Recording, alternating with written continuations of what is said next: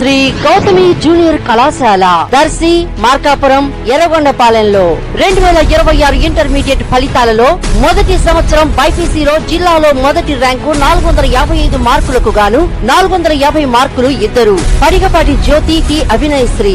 ఎంపీసీలో జిల్లా స్థాయిలో 3వ ర్యాంక్ 470 మార్కులకు 463 మార్కులు AVL Mohan Kumari. EE main, EAPCET, NEET, long term coaching తో పాటు EAMCET, short term exclusive coaching కలదు. అడ్మిషన్లు జరుగుతున్నవి.